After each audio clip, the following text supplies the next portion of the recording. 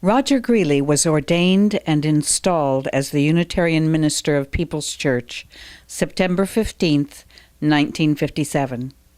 After 3.5 years in the Marine Corps during World War II, Roger went to college and earned a graduate degree in the social sciences. He had been teaching history in Battle Creek and attending People's Church in Kalamazoo at the time of Mr. Palmer's death. At the time of his installation, Roger was 34 years old, married to Kay, and the father of 3 young children. Over the 28 years of his ministry, of course, there were many developments, but one constant was Roger's relationship to the members of the congregation. He knew them all, from preschoolers to old-timers, and called everyone by name. In 2004, David Collins interviewed Roger, discussing various aspects of his 28-year ministry. Here with me is Roger Greeley, whose tenure as minister of People's Church from June of 1957 through August 1985 was the longest in the church's history. Let me begin by asking Roger to tell us what brought him, or you in this case, Roger, to People's Church. What were the circumstances and what were the attractions? Well, Kay had suggested when we lived in Battle Creek that we form a Unitarian fellowship for Battle Creek because there was no Unitarian church in Battle Creek. We did find out, however, that there was People's Church in Kalamazoo. And after we founded the fellowship, we realized that we didn't have anything for kids and we were starting our family. So we thought we'd go over and try People's Church. Well, it was love at first sight. And the Palmers, characteristically, drove over to see us not long after we visited for the first time. And we went, weather permitting, on a fairly regular basis. And of course, we were both devastated when on December 26, 1956, Ed died.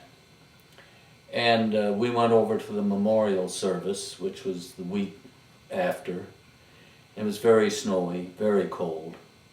And after the service, I went up to Mrs. Palmer and I said, look, given Michigan winter, you're going to have a tough time getting any retired minister or anyone else to come from out of town to fill the pulpit.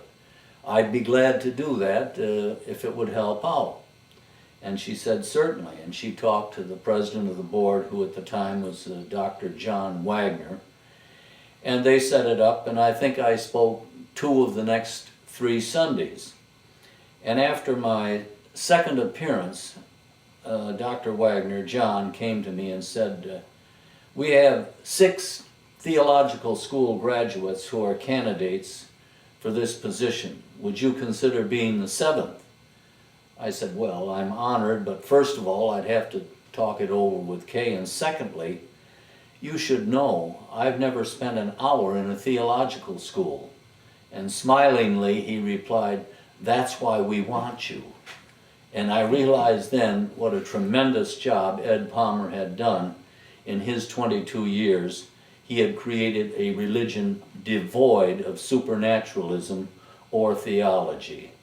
And so I went through all the ropes that were required, oral examination in front of a committee of 27 that was 2 hours at the University of Chicago, and I was given temporary probationary approval to be a candidate. And I did, and the vote was very favorable for me.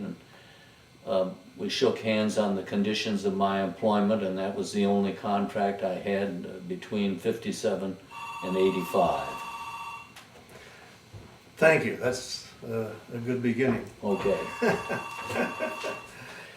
During the height of the civil rights movement in the 60s, you were publicly vocal and made no secret of your stance on equality for African Americans and other minorities.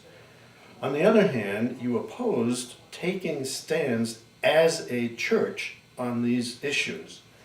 Could you comment on that? Yeah, that's a long-standing argument within the Unitarian legacy and heritage. My interpretation was that in Unitarianism, each person is his/her own spokesperson. He doesn't need anyone to speak for him or her. Plus the fact that churches do not pay taxes, and therefore to seek to influence government to do something that requires tax dollars seems like you're talking well, but you're not doing anything to support it.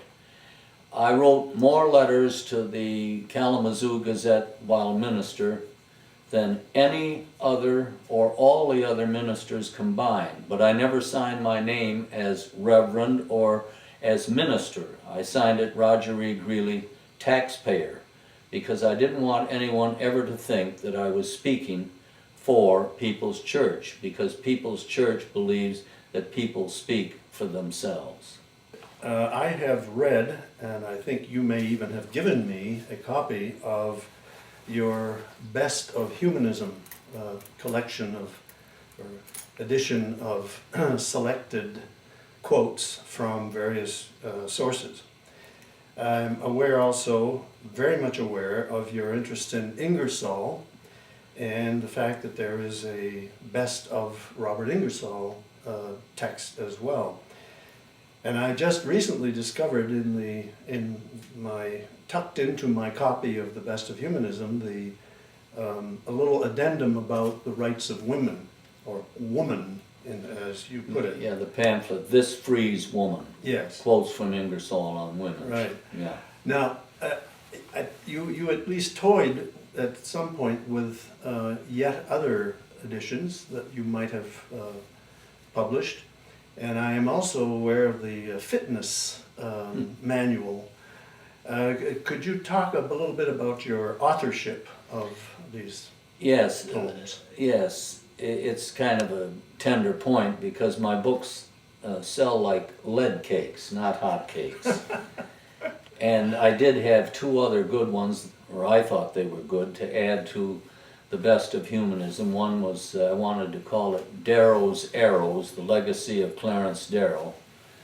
And then I had a final one called Eternity is Now, a religion based entirely on the quotation by Ingersoll on secularism. While both manuscripts provoked interest, I don't have great commercial ability apparently in the marketplace, so they were turned down by Prometheus Books. But I'm not discouraged because at least the founder of Prometheus Books, Paul Kurtz, accepted my encouragement to restore Ingersoll's birthplace in Dresden, New York, and turn it into a free thought museum. Back to the Sunday to Sunday appearances that any minister or religious leader has to make, unless they are Seventh-day Adventists. In any case, how did you go about choosing the topics of your service? Well, I used to have categories that I'd think about in the summer and write them down on a board. I'd have historical, philosophical, biographical, current events, and then I would list various topics under that. And when people say, what are you most proud of from your 28 years in the ministry at People's, without pause I can say that I never missed a Sunday for which I had the responsibility, and I enjoyed every Sunday as if it was going to be my last.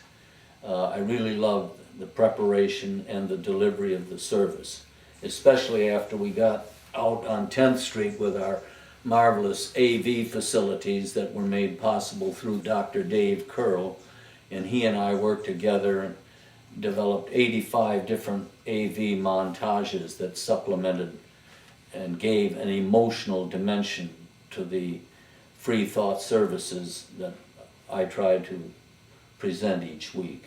You objected to the very word sermon to describe the main message that you were giving Yeah, the problem with that is that I guess I'm a literalist, and I think integrity requires that your language reflect what you're trying to do. And the word sermon is defined as extended remarks based on Scripture.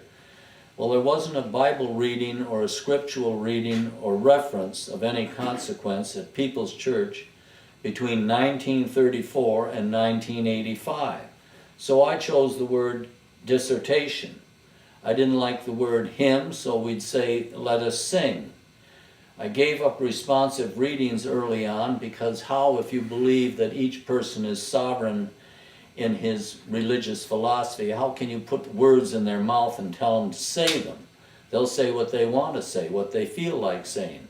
The only exception was we occasionally or annually would have a unison affirmation of our bond of union. Because you signed that, you'd given your permission, that was your feeling, we could do that in concert.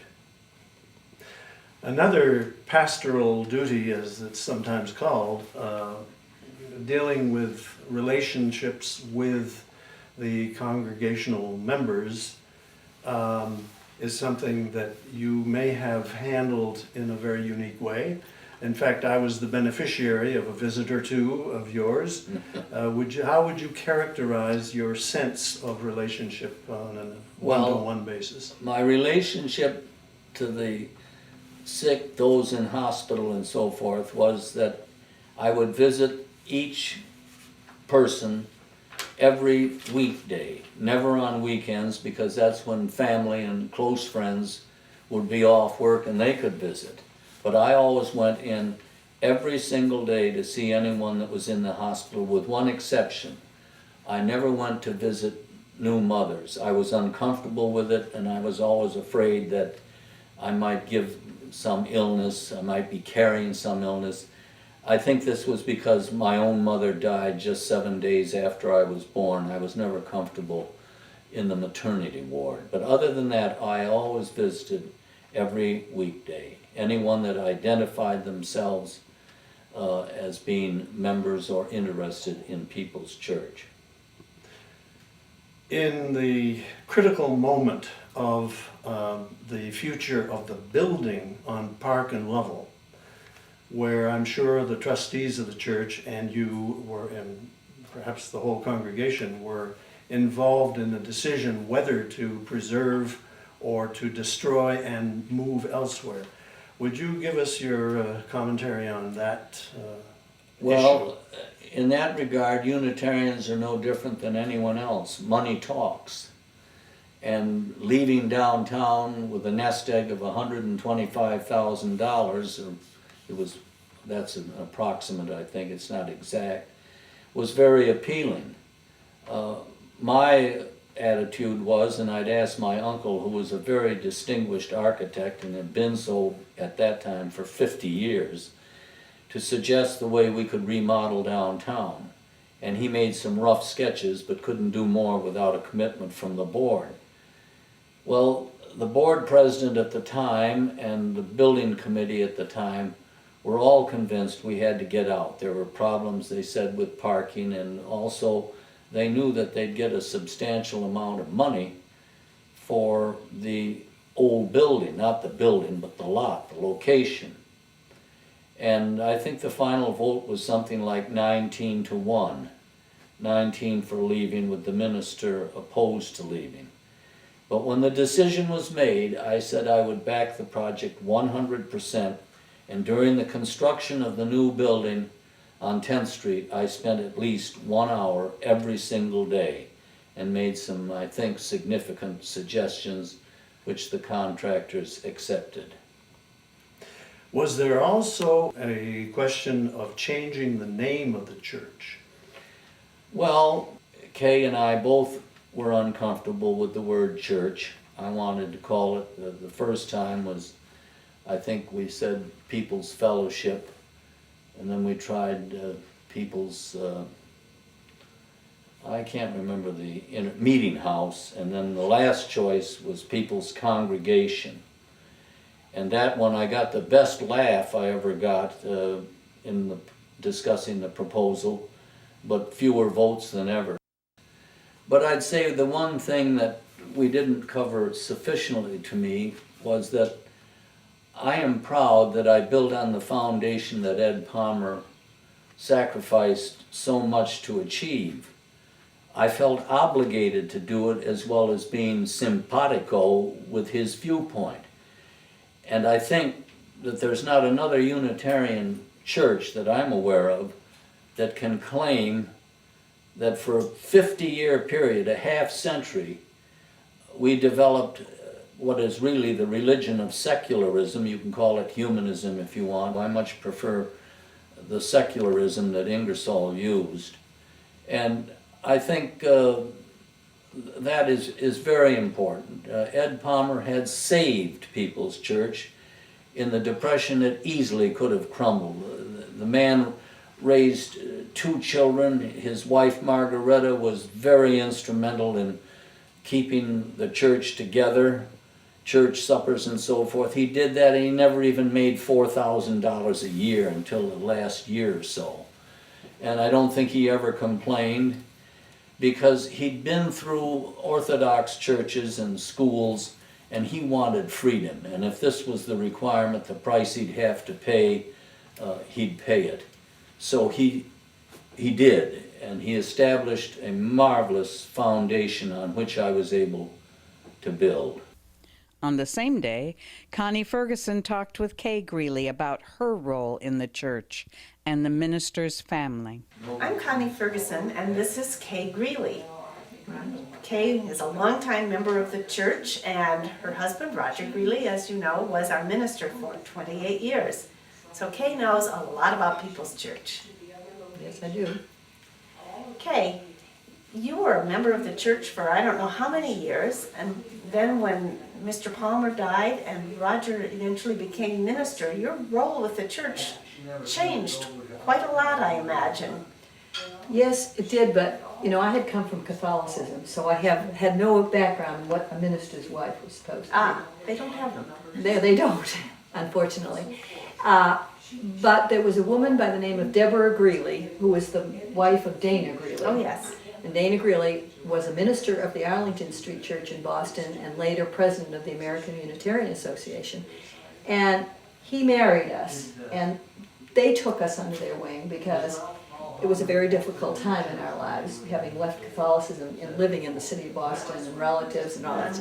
So I watched her, and she was a magnificent minister's wife. She had 5 children and managed to keep her home open to everyone. So I think probably she was a role model for me. And then we had nothing when we moved to Michigan, and that's why in Battle Creek, as Roger spoke, we started a fellowship, and we associated with the Unitarians over there. On occasion, maybe once a month or so, we would come over to Kalamazoo to go to church. But we had all the responsibilities of running a fellowship in Battle Creek, which you learn quickly what a job it is to do that, get speakers and Sunday school teachers.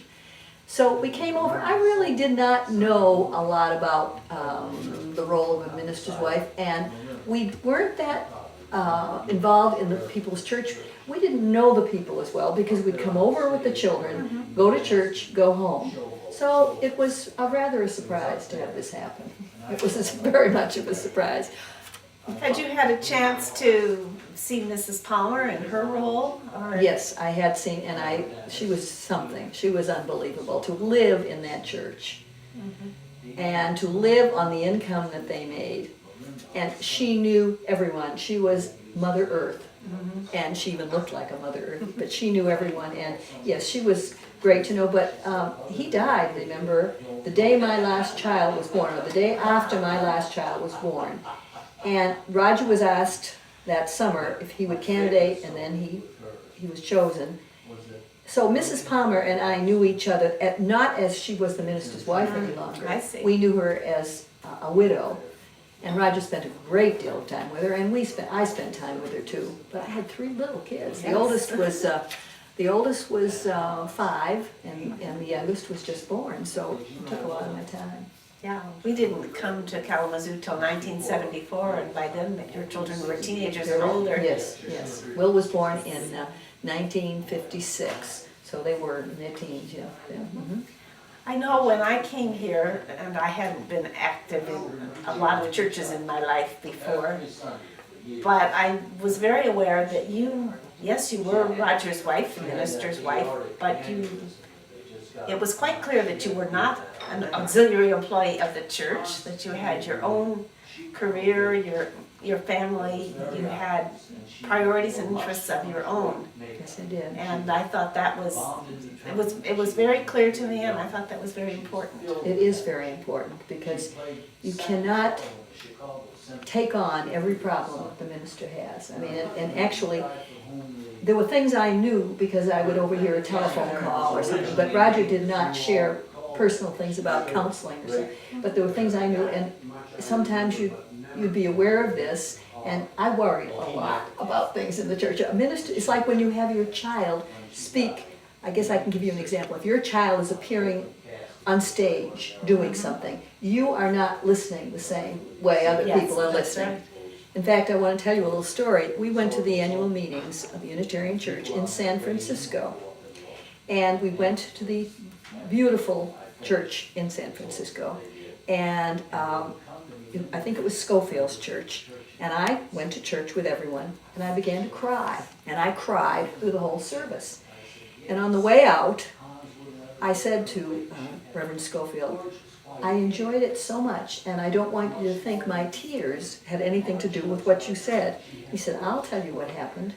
You, probably for the first time in a long time, went to church.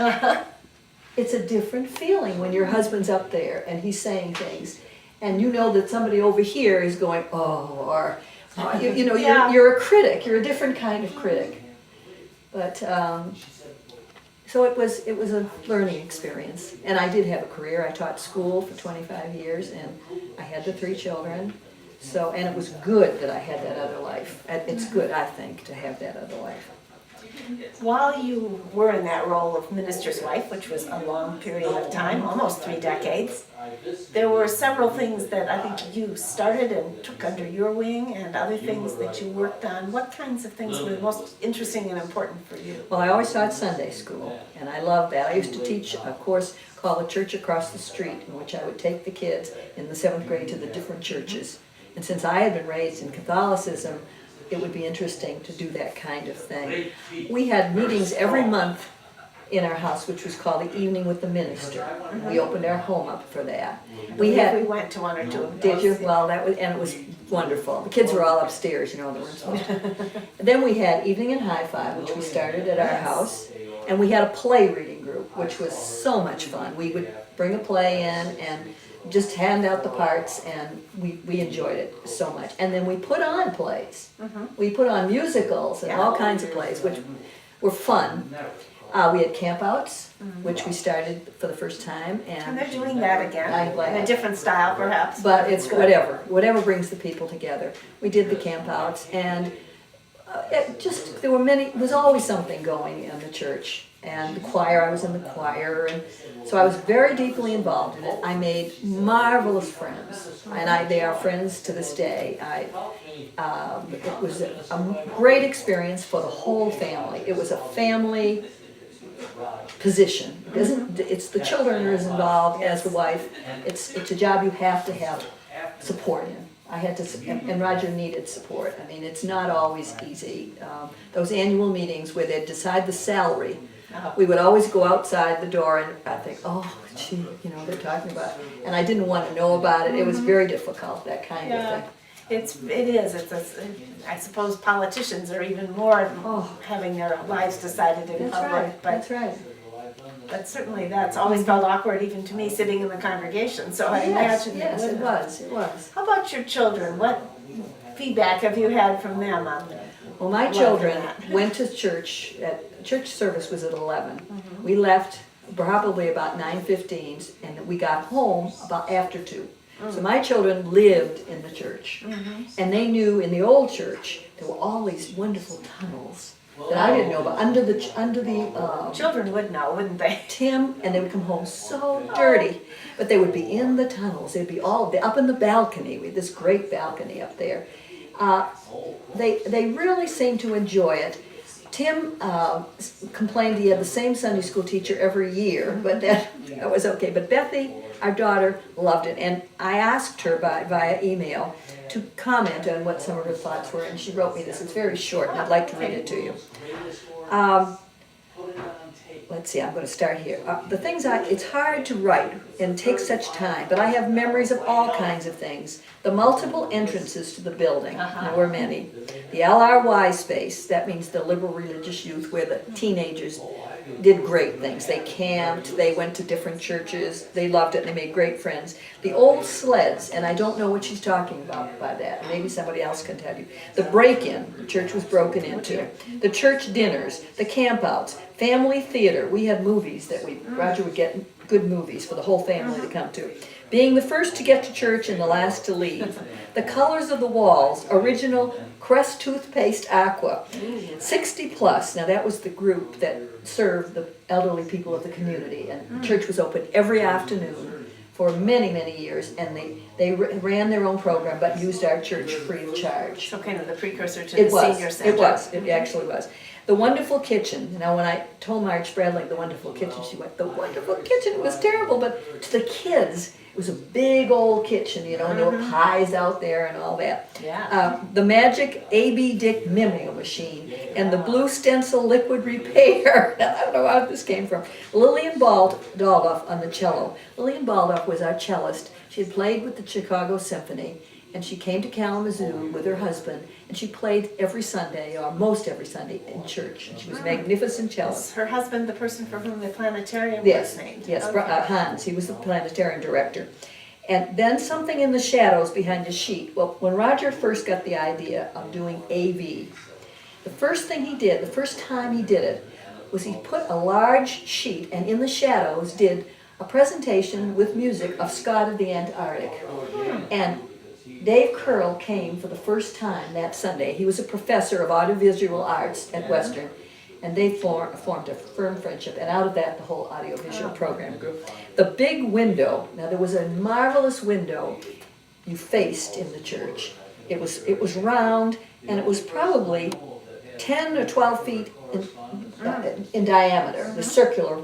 It has disappeared, and people are trying to get it back right now. It was gorgeous. Do people have any idea where Yes, it's they know. from? They think it's in Cosmo's restaurant in down in Really? Kalamazoo. Okay. Where is it? The organ, that wonderful old organ. That was a beautiful organ. The library. We had a library at the church. The little bookstore. We had a little bookstore that Shirley Post ran. And mainly never wanting not to go to church. Wow. How many people can say that? Love your daughter. So she was the one that really, and her LRY experience was great. And Tim's and Will's. They all go to church. I mean, they love church. So I guess we gave them That's that. great. You did something right. Something, for sure. something right, yeah. Beth mentioned the church suppers and the kitchen. That was something you were very involved with. We all took turns. Once a month, a couple, a family, or two women took a church supper. And we prepared it. We bought everything, and I think there was a minimum charge of $1 or something to pay for it. And we served it, and it was such fun. I don't think Roger ever sat down at them. He always walked around and poured coffee. He loved, seeing everyone. But the kids, and Jean Bright mentioned this yesterday at when the Palmers came, that her children, there weren't many restaurants and things in Kalamazoo in those days. There just wasn't like it is today, all the fast food. They looked forward to those church suppers. That was their big night of going out to dinner. But the kids really liked it. And the kids were playing while we were all talking and visiting. It was great. It was really great. That sounds terrific. Another question that somebody else suggested was, what did your children do, or your whole family really do, for enjoyment, for fun, just to get a picture of the Greeleys outside church? Well, we camped a lot. Roger made a camper, and every summer, my parents lived in Boston, and Roger's family lived in the New England area, New Hampshire and stuff. We would go camping through the Adirondacks, and we did a lot of that. And they all still talk about the camping. We did almost everything together. In those days, you didn't drive your kids to all these sports. They're out in the backyard playing at night with the neighbors with flashlights, you know. And we were involved with what they were doing. We were bringing treats out and that kind of thing, and Girl Scouts, and Will was a flutist and he played, and we did everything we could to support that. Every Friday night was called family night. No one accepted an engagement. No one in the house did. And I can remember election nights, we all sitting with our pads, you know, watching the elections together. And we did, I think we did some, and we ate to get to dinner every night. And that today I think is difficult. Unusual. We ate dinner together every night, and at part of the years my kids came home for lunch from school. And so you couldn't really take a job in those days because your kids were coming home. And that changed. And then I was able to go on to teaching. What other things would you like to tell us about things that come to Well, mind? let's see. It was just a wonderful adventure. It was hard. I mean, we never really had much time for ourselves. It was always, we were always involved in the church, but because the people became my friends. Like Marge Apple and I are still great friends, even though she's across the country, and Hannah Lorek, a wonderful friend, and all these people. It enlarged my horizon.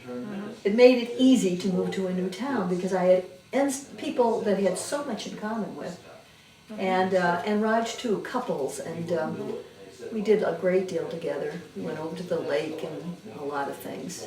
But it was quite an adventure for me, a little Catholic girl that had not I chose to leave the Catholic Church and become a Unitarian, but never dreamt that it would be that much involvement, yeah.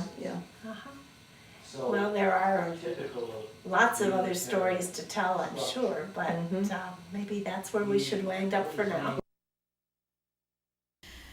There are still, in 2004, many active members of Peoples who participated in the life of the church during the Greeley years. A number of them have come together in groups to recall the various church activities they took part in to portray the busy, growing, active organization that filled such an important and satisfying role in these members' lives from 1957 to 1985. Camilla Kleinstecker, working especially with the membership committee, and Hannelore Eck, who among other activities did volunteer secretarial work, reminisced about those years.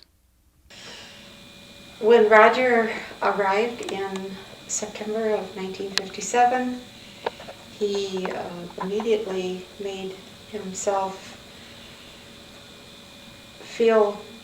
it made the people of the congregation feel comfortable because he quickly learned everybody's name and endeared the parents, particularly because he also learned the children's names and paid a lot of attention to the children after church on Sunday and at other gatherings.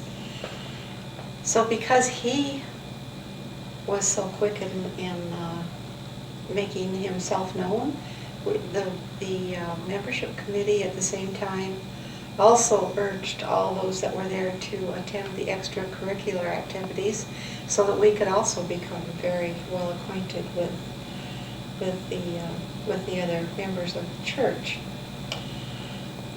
As being on the membership committee, we had a large committee and we tried to plan some kind of a social event at least once a month. Roger not only provided meaningful and thoughtful talks on Sunday, but he was everything. Roger was usually heading it or did it himself. When he first came, and for many years afterwards, he had no office help. So a few volunteers pitched in when we could. I couldn't go to the church during the day, but Roger would come in the middle of the morning to bring me the manuscript for next Sunday's program, which I would then type on one of those perfectly awful waxed, what are they called? Stencils. Waxed stencils. I did this in my lunch hour. And he would walk through the whole aisle of secretaries wearing a totally filthy pair of overalls. They were filthy because he just spent an hour or two repairing the roof. And then he would give me the manuscript and walk off. And the girls would look at me and they would wonder, who is this guy who comes and brings you this stuff every week? And I said, oh, that's the minister of our church. Thereupon they decided that I was even weirder than they already thought I was. I was really proud of him, the way he never put out any airs, and he just did what he felt was necessary at that moment. The church grew quickly in 1958, a year after Roger arrived. 30 people joined, and a lot of the new people that were coming to the church were young families, which helped the RE department. And our children were lucky enough to come up through the era when there was a lot going on for them, and Roger was always very interested in, so still is felt very fondly by our children. I don't know much about the newsletter, but I do remember some of the May meetings.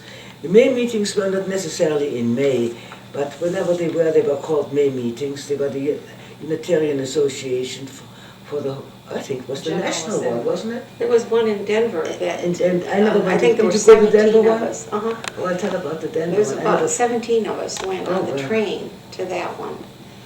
And and most of these, and in that time period of our church, we had so many go from our church that we usually had the largest contingent there of any other church, which was a nice distinction. Those meetings sort of made you realize that you belonged to a larger movement, because sometimes here in Kalamazoo you felt you were a little tiny weird crowd way off in a corner. You suddenly saw what else was going on. Very true. Very encouraging and energizing. We had, back at church in Kalamazoo, the hospitality committee worked very hard to celebrate members, things that would happen. Like we had 2 members. There was Helen Meggs and Fanny Walton when they turned 90. So we tried to remember things like that and celebrate anything we could. There were many activities that brought members together and increased the family feeling of the church. Phil and Drew Kramer, Donna Trelaw, Liz Mirovich, and Ellie Killinger recall some of those fun times. Sometime in the mid-60s, Roger decided that we needed to do some family camping. There were a lot of young families with young children, and we decided that was probably a great idea. So the first time that we did it with Roger was at Circle Pines near Delton, I think it was. It was a great time. We would go out on Friday night and stay over Friday night, have all day Saturday. There was a lake. The children spent a lot of their time in their lake. We had softball, we had many activities. And Sunday morning we would have a service, and people from church would come out who did not camp but came to the service. And an outdoor service, which was always a lot of fun. And then usually we'd break up after lunch and go home.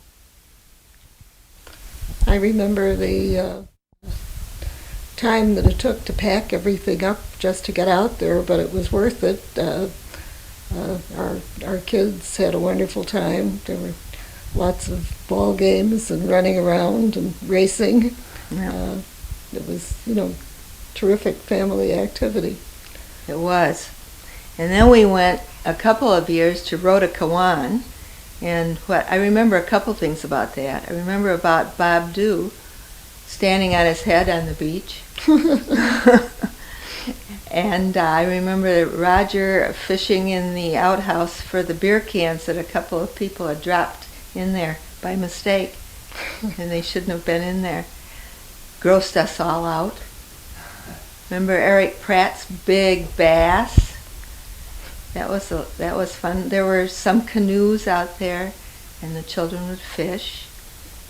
And a lot of us would just sit around and play cards And talk. and talk. Lots of talk. Lots of talk. That's right. Well, back in the 70s, Vera Collins was trying to organize a youth chorus. And she had a few volunteers, a few kids, but she was very eager to increase it. So one day, Drew and I talked with Vera about an idea that we had. We were the choir parents. So we had a chance to watch the kids and listen to them sing and cheer them on Sunday mornings and such. And we decided that maybe it would be fun if all of us could go to Cedar Point at the end of the church year and when school was out. And so we talked to Vera about that. She liked the idea. We talked to the kids about that. Their reaction was? Well, they were ready to go to Cedar Point, and they would even volunteer and be part of the choir. So we had probably increased the choir threefold at that point. Then became the question of how we would finance the trip to Cedar Point, which would include a camping at a park right next to the Cedar Point setting. And so we then hit on the idea of Bagels. The kids, every Sunday morning, about 20 minutes before the end of the service, I'd go zipping out and into the kitchen and stuff the bagels in the oven, butter them, and then the kids would come out during coffee hour and sell the bagels, which was very successful. So we wound up able to provide entrance to Cedar Point itself for all the kids, and the camping. The choir had started with about 5 or 6 kids, and before we knew it, when we were making plans to go to Cedar Point, we realized that we had 20 kids to take with us. And that was much more than Drew and I could deal with our van and our pop-up camper. So we were fortunate to have the cooperation of others. And there was a little anxiety about whether we would be able to hang on to everybody. There was not one bit of problem. We talked about where we would get back together. All went just fine. We cooked all weekend. The kids helped. We had breakfast. I think we ate in the park at lunch, but we had dinners at the campground. We had a camp fire and marshmallows, of course, and all the good things. It was a wonderful, wonderful experience. We just had a ball. The kids did, and so did we. I guess the final moral to this tale is that singing is fun, but it can even be more fun if you tag in an amusement park at the end of the season. Right. During the Greeley years, we had a hi-fi group. This was a group of people who enjoyed listening to music, mostly classical, and we met once a month at each other's homes or sometimes at the church. We would have refreshments, wine, little cheese, sneaky snacks, and then dessert, interspersed with the music. One time at the Spradlings, during our sneaky snack break, I was up in the dining room level and realized that the music was starting again, and as I came downstairs, I realized it wasn't a recording, it was Art Spradling playing a beautiful thing. And it was just a lovely group of people, and I enjoyed it a lot.